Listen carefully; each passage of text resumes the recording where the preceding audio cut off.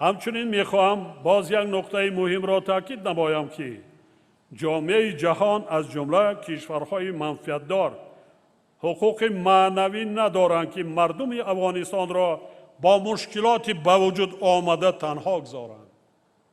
مشکلات را کی ایجاد کرد؟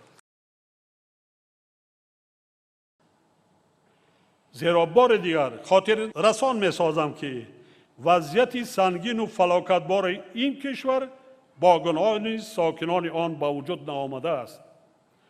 من در حیرتم که تمام نهادهای بین المللی آید به حقوق بشر خاموشی را اختیار کردند و در مورد پشتیبانی از حقوق مردم افغانستان هیچ گونه تشبث نشان نمیدهند. یک روزنامه‌نگار در یک کشور اگر محبس شود همان را وای میکنید. نمایندگان در اینجا حضور دارند.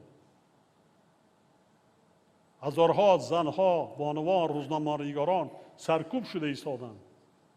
قتل شده ایستادند. خاموشی؟